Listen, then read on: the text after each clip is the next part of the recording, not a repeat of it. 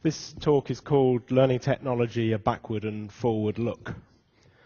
And it's a version of a talk that I gave at the ALT conference in September. And Gilly thought it would be of interest to online Educa participants if I rework the talk for the purposes of this audience, which is what I've done. So the purpose of the talk is to draw out some of the things I've learned over the last 20 years and to say what I think we, and by we I mean people who are active in the field, now need to do. The talk's in three broad sections: what got me into the field, the things I've learned, and what we now need to do. I'll start with what got me into it. The older I get, the more important I think it is to find out a bit about speakers' backstories when they're talking, because that gives you scope to judge why they're saying the things they're saying. So I'll start with a bit of my backstory, but I'll start my backstory with a bit of a digression. If you've walked around Berlin, then you will probably have come across brass stolperstein.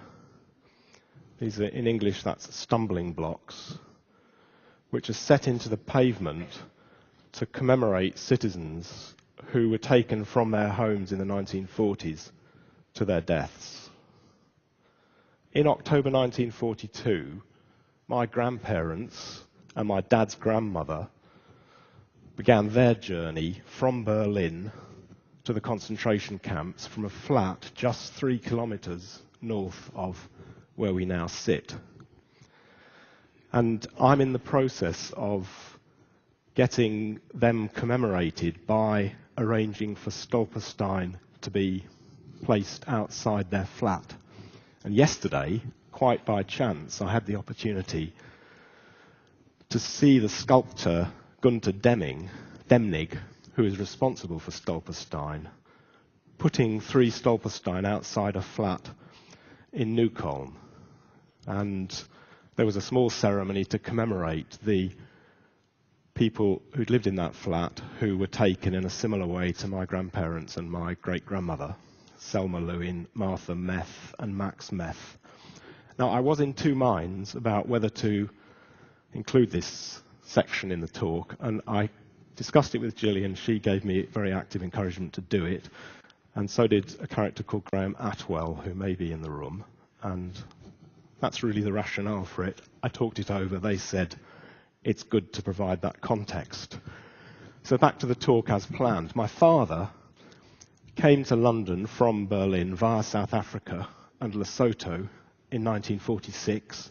My mum from Uruguay via Buenos Aires to London in 1945. And I came to Sheffield in 75 via Cambridge from London. Sheffield is an English steel and engineering town that now does a lot of digital media. I worked in a building that you can see here just before it was demolished, on the top floor of this building, running and teaching courses for trade union representatives. These were courses which started in the 70s, which were run on a very large scale and which were centrally coordinated with the same learning materials being used by the learners in all parts of the system. And these were courses that relied upon problem-based learning and problem-based learning methods from the very beginning. I'm turning now to how the learning technology connection arose. This is the mouth of the Vieja tunnel under the Pyrenees, which until 1964 was the longest road tunnel in the world. I biked to it with a colleague who's sadly now died, called Andy Fairclough, who was working with me in trade union education. I biked to it in 1985, and we'd just been bitten by the computer bug at that time, and on that day we had a really long talk during the 160 kilometers that we were involved in cycling. about IT and education. And the consequence of that talk was that in the 90s, I got roped into my first online distance learning project. And this involved making and running an online course about European integration for union representatives in Denmark, Sweden, and the UK. There's the project output, or one of them, and I think I'm required to announce that this was funded through the EC Comet 2 program, even 20 years later. I think it's a contractual requirement to reference the funding program. So there's that. And here, more seriously, is an artifact from the course which I'd like you to read. And I'm working on the assumption that it's legible in most of the room.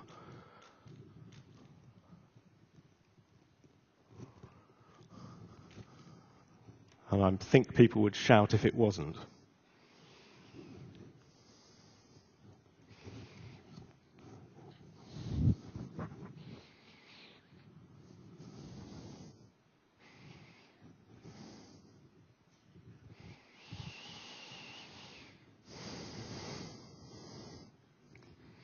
Essentially, I knew from reading this that online learning had an enormous potential to change the way learning is organized, and for the better, in a very fundamental way. And I kind of switched my professional focus into online learning. Here's a screenshot from a course that we developed in 1999 about how to be an online tutor, which took off, was terribly successful, had loads of people from all over the world doing it. It still runs. And I'm proud that by June 2001, we had attached to the course what is a precursor to a Creative Commons license, something invented in this instance by David Wiley in Utah, at the University of Utah. And we realized that making content freely available didn't result in others trying to run our course. What it did was bring our course to the attention of the world in a way that made it, if anything, more successful.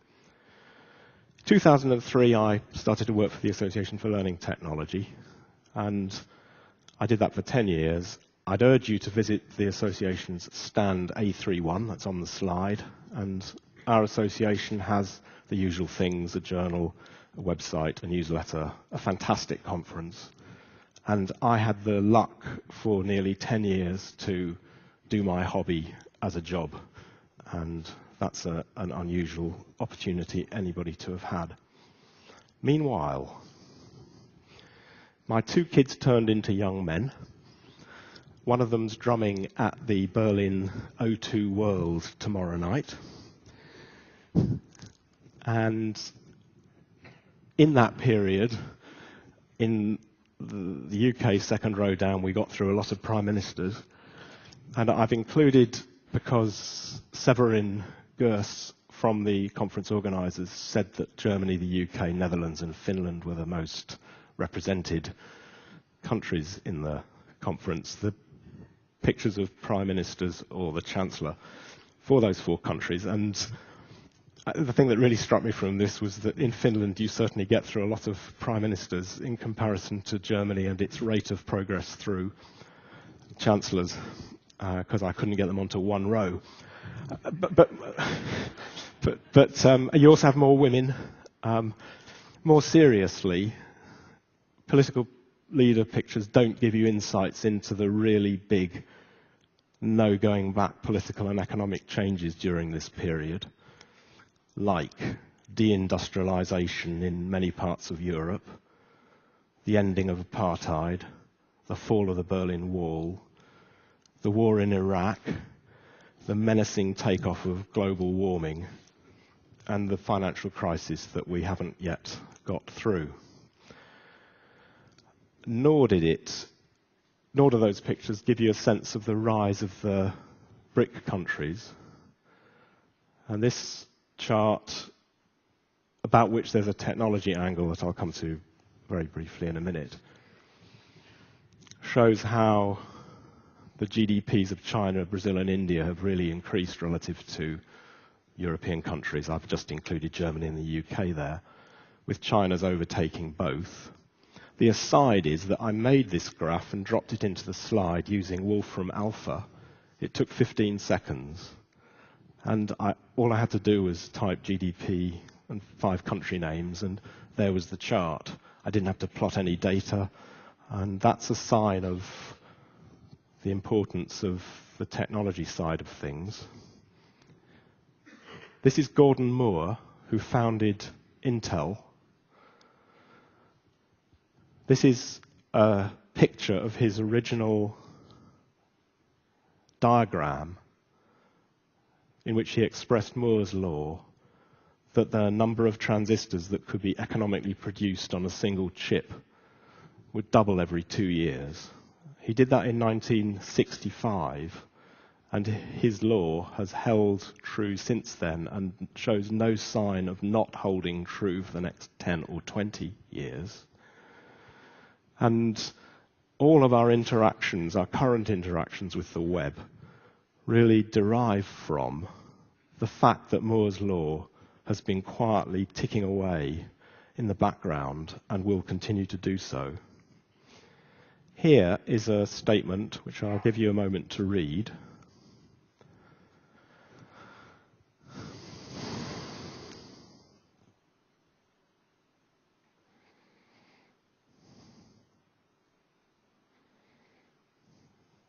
This is a really astonishing sort of factlet.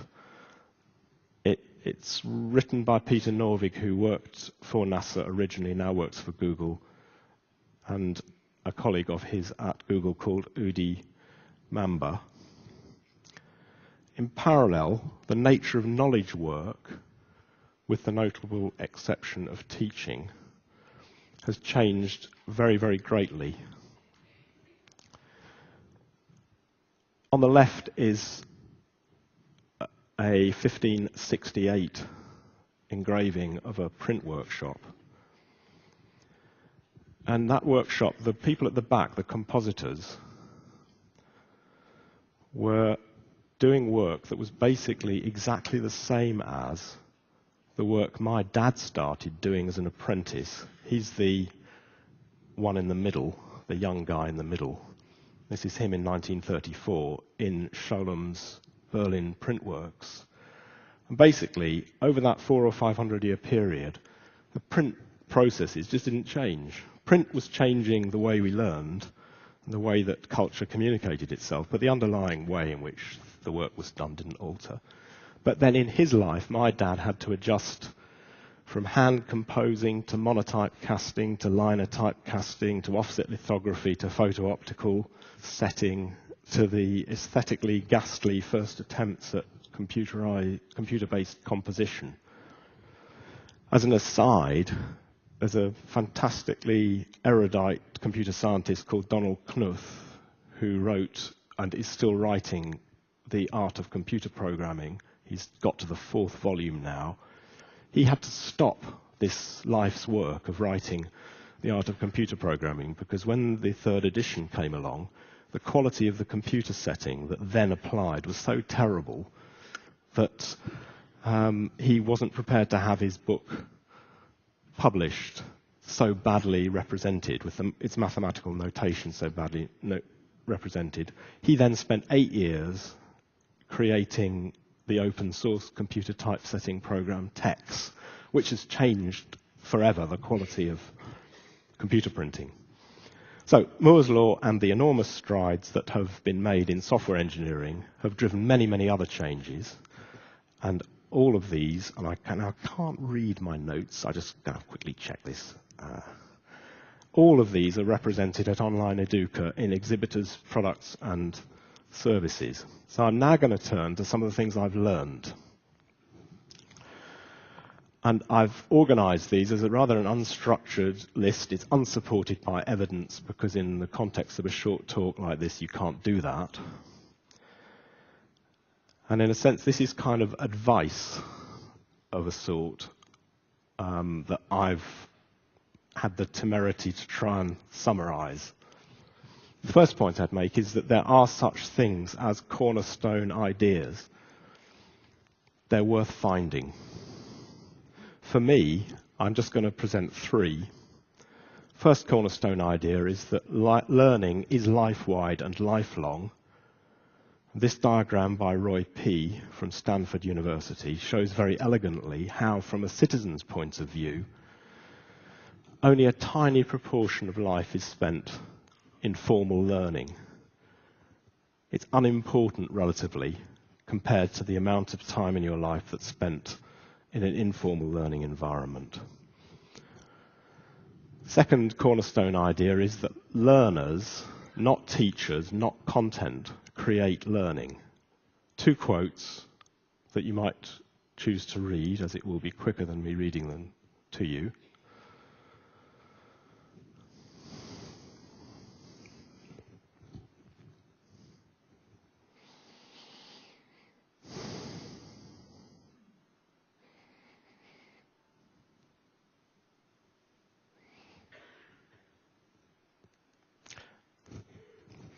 My third cornerstone idea, which I'll skip rather quickly over, is that attention is extremely selective and the brain must rely on all sorts of shortcuts if it is to cope effectively. This has a bearing on the design of learning materials and courses generally. And I'd urge everybody in the room to buy and read a brilliant book by a Dane called Tor Nordstranders, called The User Illusion, Cutting Consciousness Down to Size. It's quite an old book, but it's incredibly, shockingly illuminating on this particular issue. Moving on, some kinds of change are unstoppable, so from our point of view, we need to influence and shape developments rather than trying to block them. Publishers, for example, must get used to the fact that openness is coming, and they must adapt their business models around that. The next point I'd make is that much of the exploitation of technical innovation happens in the private sector. It's often in a way that has depended on input and initial funding from the public sector, but it's very easy for people in the public sector, and I'm a public sector guy for all my life, to feel that somehow what the private sector does is corrupt or not right. In reality, exploitation of technical innovation takes place massively in the private sector, and we need to look to the private sector for how they use it. The next point I wanted to make is that networks of trust transcend organizations, friendships, and contracts. They're very durable. You can get a lot done through them. And finally, the terms of engagement really do matter. In your conduct of projects, in your work, things like credit and attribution are very important. Things like rarely being unbending as a manager are incredibly important. So those terms of engagement are worth concentrating on. So just as there are cornerstone ideas and approaches, there are also such people as deep and leading thinkers who are worth seeking out. And I've listed three on the slide that I'd encourage you to look at. The main thing, though, is that you trust your intuition and the views of your peers about which those deep and leading thinkers are for you in your own context. The final thing I wanted to do is to talk you through this slightly complicated diagram, which is designed to get you to appreciate how we as a species, we've been around for several 100,000 years. We've not changed cognitively in that period. We've only had recorded history for a very small proportion of that time. We've only had the tools and systems which concern us as learning technologists for a tiny proportion of our existence. So that if you look at the bottom blue row, which expresses 2 hours of recorded history, which is 0.2% of the time since humans evolved. It says, let's take recorded history and just say that's 2 hours. Then in that 2-hour period, we've only had 12 minutes of printing. We've had 25 seconds of the web, and we've had 3 seconds with iPhones. It took centuries for print-based distribution and mediation to become properly understood. The thing is that we really are, as Gilly was saying in her introduction, at the very beginning of a new phase in how humans, cognitively unchanged for the last few 100,000 years and unchanging for the next, will create and distribute and mediate knowledge digitally. What we now need to do, I'm going to be very quick, do things at the right scale, the big enough scale. Don't try to replicate locally things that require large scale to work. That's why the Coursera's and the Udacities of this world, not individual universities or colleges, will mainly make the running on massive online open courses. Wait, be patient for the drive for world-class competitiveness, which certainly in the UK is a policy objective. It will dissipate. What we really need is world-class collaborativeness. And legal scholar Yochai Benkler and the entrepreneur Tim O'Reilly you will probably have heard of, have written extensively and accessibly about open source collaborative non-market-based production and its huge effectiveness. Start noticing and doing something about the unseen ends of our use of IT. I just have 2 pictures here. On the left, rare earth production, central to the technology that we use. On the right, the destruction of computers at the end of their lives, and people in appalling conditions at both ends of the process. And certainly in the developed world, we take no notice of these things generally, and we should do something about them. In conclusion, we should be determined in bringing our community's knowledge and experience to bear on the wider educational world. The mistake we make is to think of ourselves as the wider educational world when we're not. The wider educational world does not come to conferences like this. It rarely looks over the edge of the furrow that it's in. And our job is to help that wider world get to grips with the problems and possibilities from the kinds of changes that I've alluded to. My last but one slide. I took this picture from a TGV train heading from Milan to Lyon earlier this year. The point it illustrates is that for most people in knowledge-based work, we spend too much time too close to the landscape as it rushes by to judge what's important. It's an impediment. It leads to passivity. It makes it difficult to feel in control. What I've been trying to emphasize in this talk is that it really is worth finding and applying cornerstone ideas, finding and studying leading thinkers, be they dead or alive, and holding true to some broad and ethical principles for action. As the earlier diagram emphasizes, we really are at the very beginning of a new phase in how humans will create, distribute, and mediate knowledge digitally and learn. We'd better get it right. Thank you for listening.